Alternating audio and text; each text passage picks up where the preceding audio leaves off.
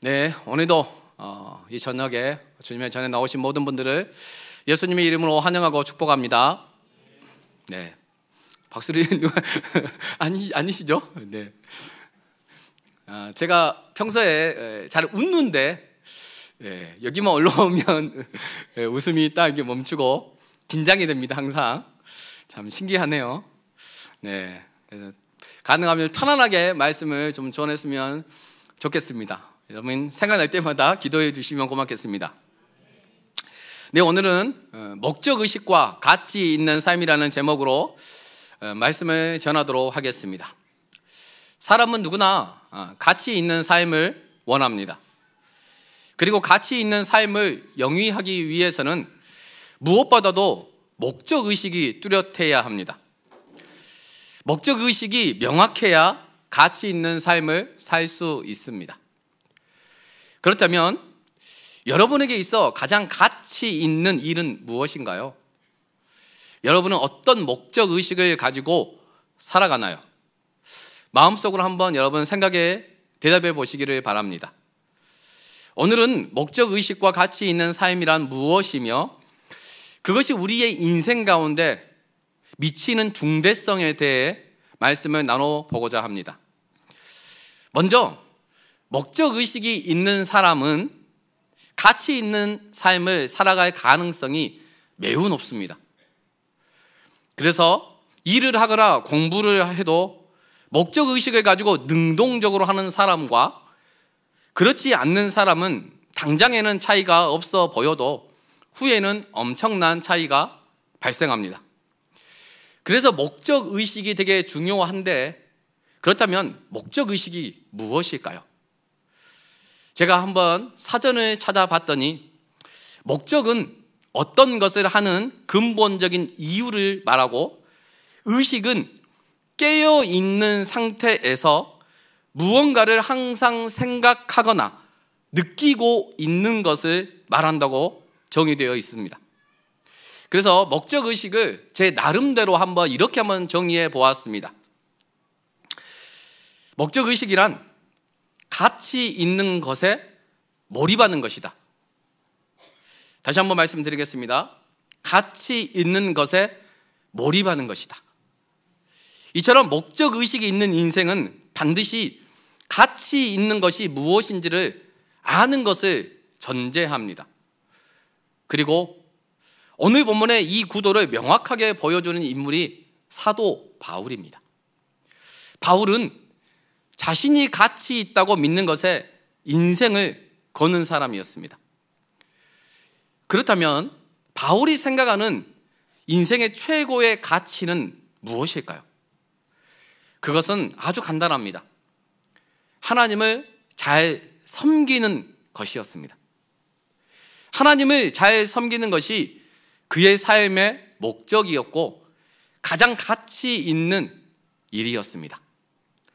그가 얼마나 하나님을 잘 섬겼는지 오늘 보면 6절을 보면 열심으로는 교회를 박해하고 율법의 의로는 흠이 없는 자라고 자신을 소개할 정도입니다. 여기 율법의 의로는 흠이 없다라는 말은 율법을 완벽하게 지켰다 또는 율법의 근거에 흠을 찾을 수 없을 만큼 온전한 삶을 살았다라는 뜻입니다. 그리고 이 율법을 완벽하게 지키는 방법 중에 하나가 무엇이었느냐 하면 온 힘을 다해 교회를 박해하는 일이었습니다.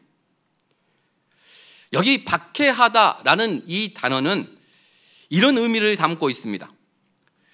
굶주린 멧돼지가 너무 배가 고파서 산에서 내려와 밭에 있는 농작물을 여러분 먹을 때 하나의 그 농작물을 먹는 게 아니라 그 밭 전체를 멧돼지가 풍비박산을 냅니다.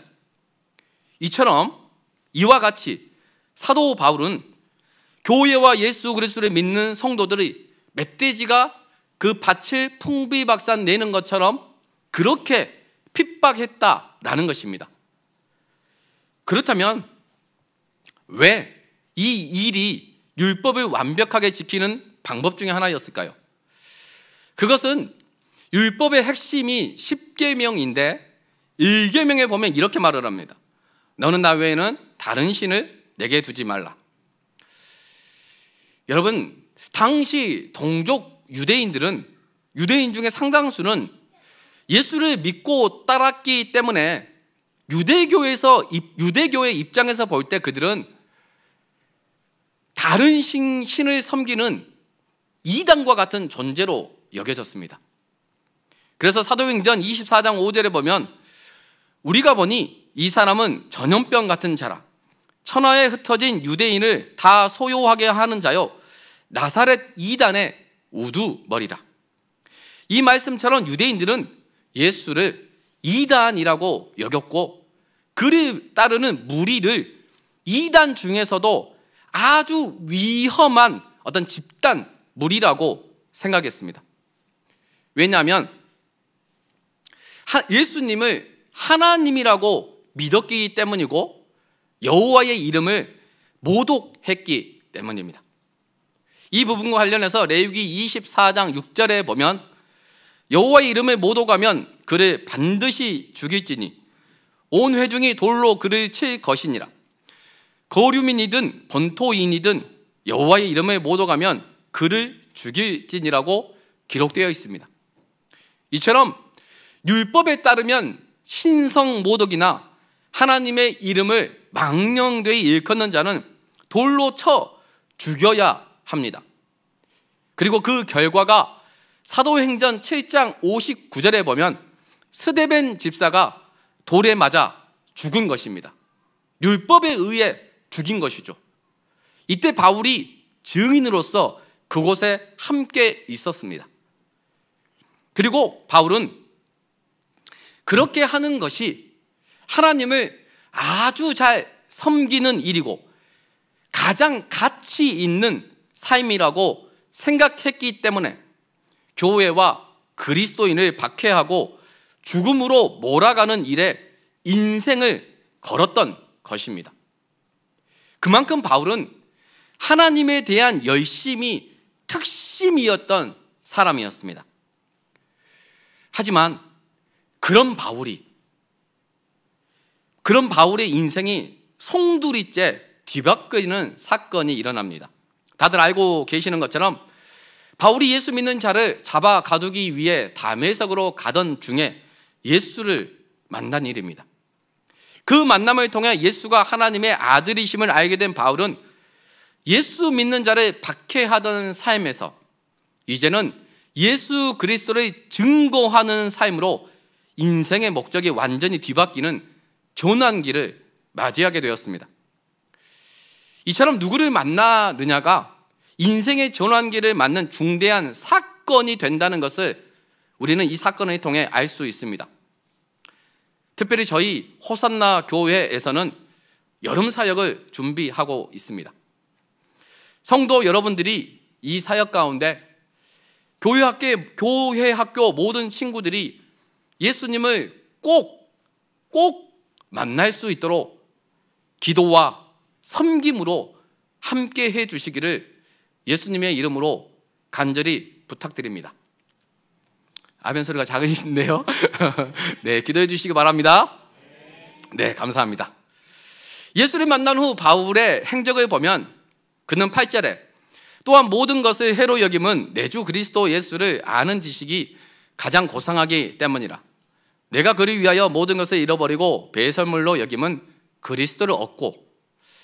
바울은 예수를 만난 후 예수를 위해 사는 삶이 가장 가치 있는 삶임을 깨닫고 자신이 가지고 있었던 모든 것을 해로운 것을 여길 뿐만 아니라 모든 것을 잃어버리고 배설물로 여겼습니다. 왜냐하면 예수가 밭의 감추인 보화였기 때문입니다.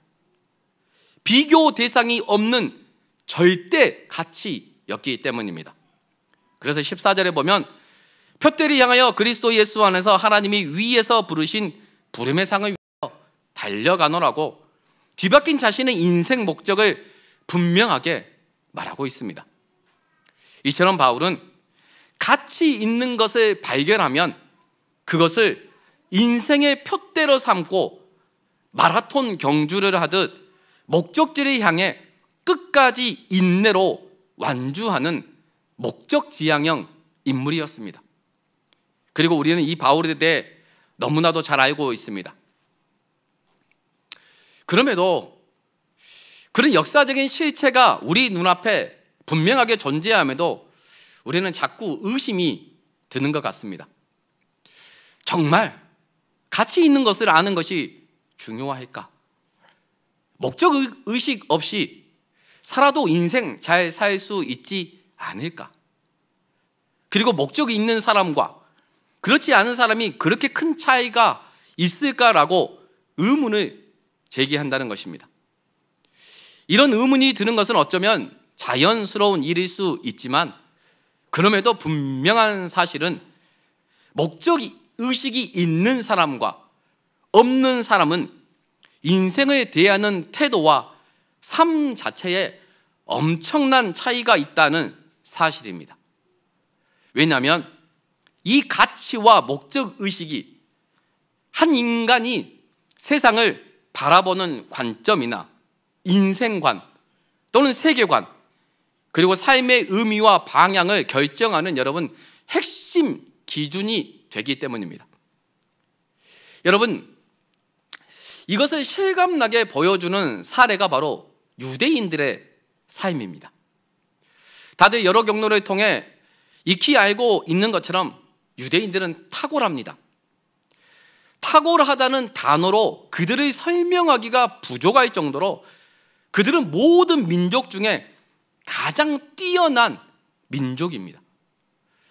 단적인 예로 1901년부터 2023년까지 노벨상 수상자가 총 965명인데 그중 최소 214명이 유대인입니다.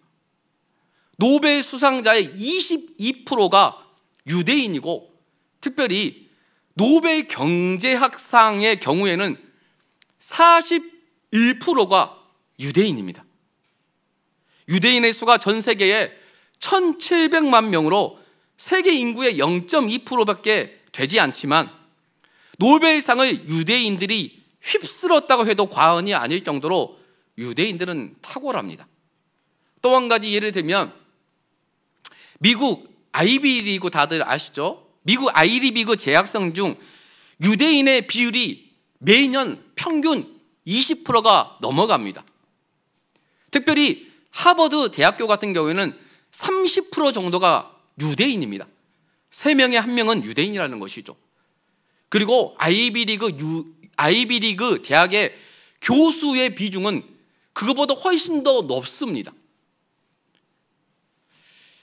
이외에도 다들 알고 계시는 것처럼 세계를 움직이는 힘은 미국인 것처럼 보이지만 실제는 유대인이라고 다들 말을 합니다.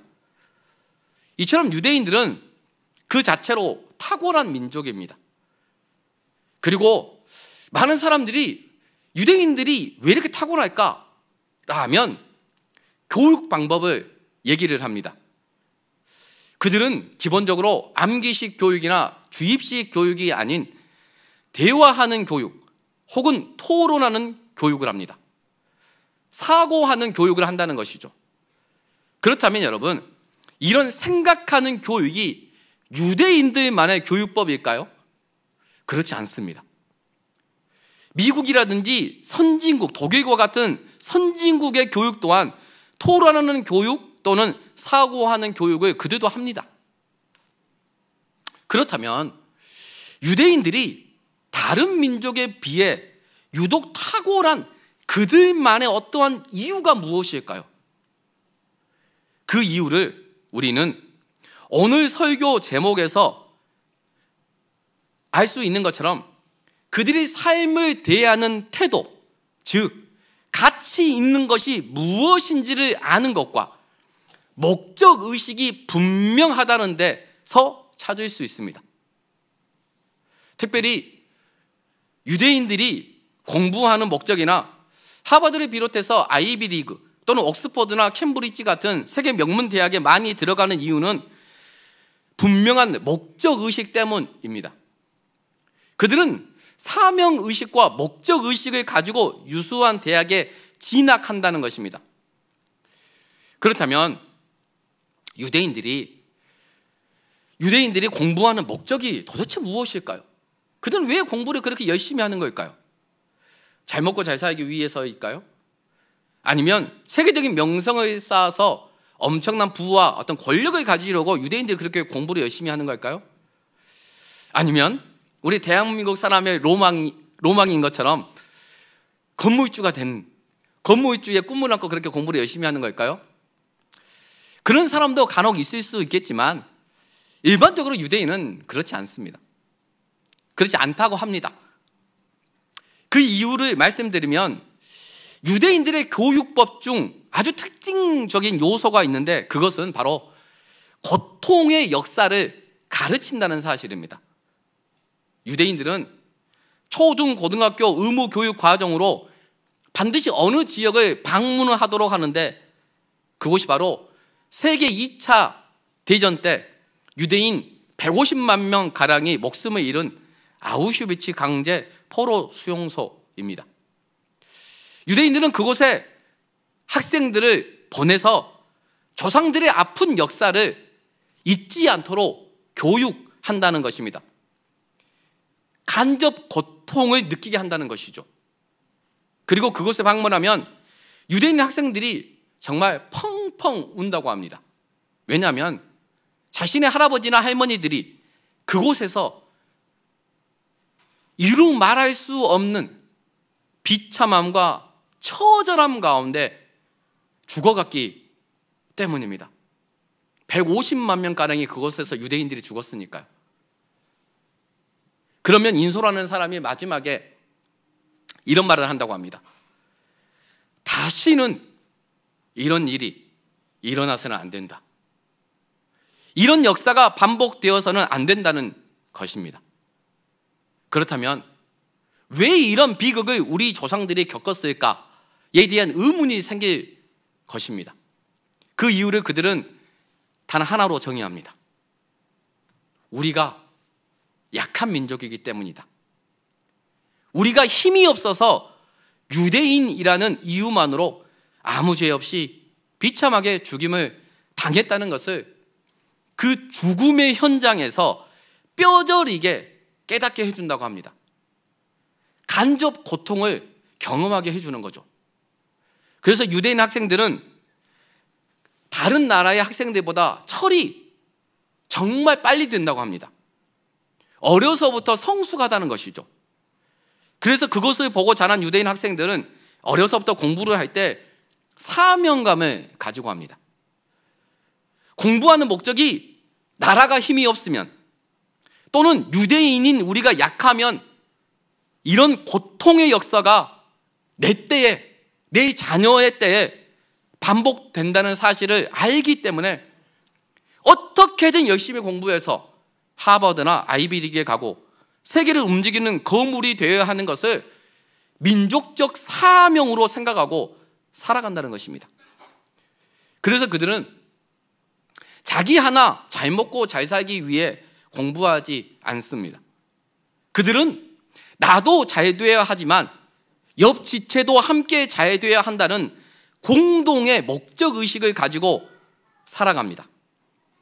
그래서 유대인들은 옆에 있는 친구가 경쟁 상대가 아닌 협력하고 도와야 할 전우이고 그들의 경쟁 상대는 자신들을 언제든 공격해서 죽일 수 있는 어떤 잠재적인 세력이라는 공동의식을 가지고 있습니다.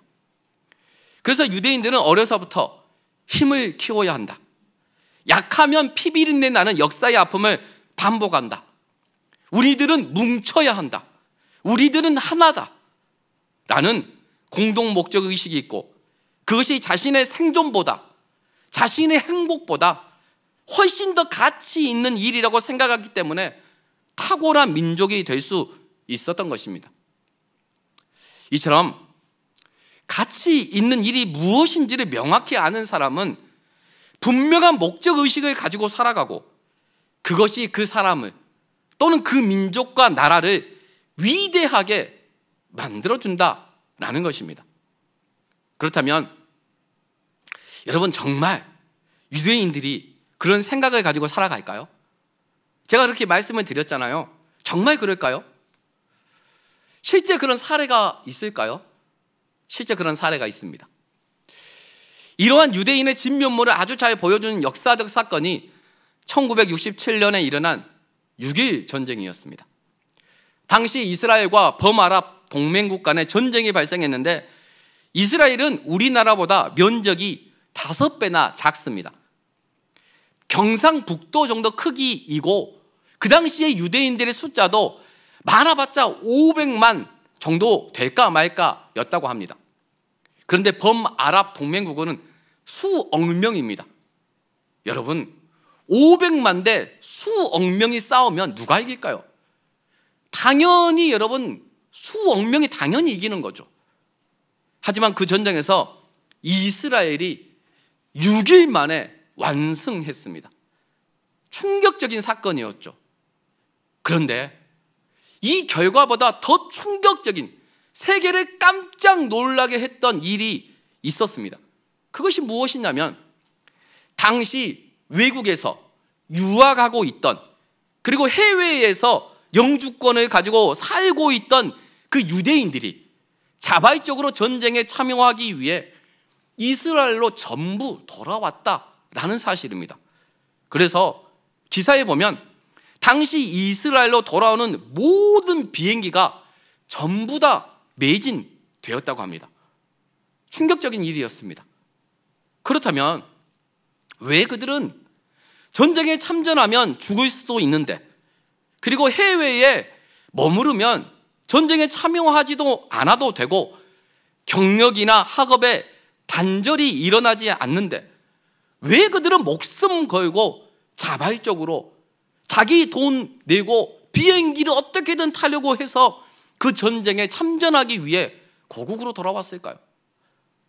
그 이유는 앞서 이야기했듯이 공부하는 목적, 성공해야 하는 이유, 그리고 가장 가치 있는 일이 바로 유대인의 공동 목적인 나라가 멸망당하지 않는 것과 다른 유대인의 죽음을 자신의 죽음과 동일시했기 때문입니다. 그래서 이 작은 나라가 그 큰 범아랍 국가들과 싸워서 6일 만에 승리한 숨은 이유였습니다. 그리고 현재도 미국뿐 아니라 전 세계의 금융시장과 사회, 경제, 문화, 이런 모든 분야를 쥐락펴락하는 사람들이 다 유대인 이 이유가 바로 여기에 있습니다. 이처럼 유대인이 세계적으로 탁월한 이유는 어려서부터, 아기 때부터 가장 가치 있는 일이 무엇인지를 명확히 알고 거기에 따른 분명한 목적 의식을 가지고 공부를 하고 인생을 대했기 때문입니다. 이처럼 가치 있는 것이 무엇인지를 알고 분명한 목적 의식을 가지고 살아가는 것은 다른 무엇과도 비교할 수 없을 정도로 중요하다는 것을 우리는 유대인의 역사를 통해 배울 수 있습니다. 그리고 오늘 본문의 사도 바울을 통해서도 마찬가지입니다. 다시 본문으로 돌아와 사도 바울에게 있어 가장 가치 있는 삶, 인생의 목적은 하나님을 잘 섬기는 것이었습니다. 그것을 위해서라면 자신의 목숨쯤은 언제든 버릴 각오가 되어 있는 사람이 바울이었습니다. 그리고 그는 실제 그런 삶을 살아냈습니다. 자신의 모든 것을 가장 가치 있는 것에 올인했습니다.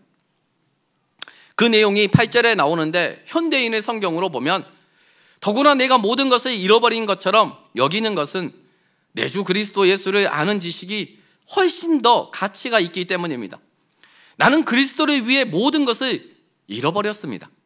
내가 그 모든 것을 쓰레기처럼 여기는 것은 그리스도를 얻고 그분과 완전히 하나가 되기 위한 것입니다.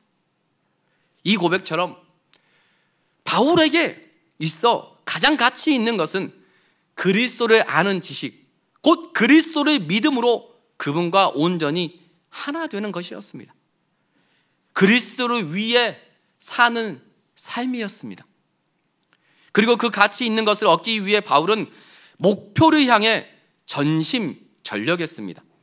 그 내용이 다시 한번 14절에 폿대를 향하여 그리스도 예수 안에서 하나님이 위에서 부르신 부름의 상을 위하여 달려가노라.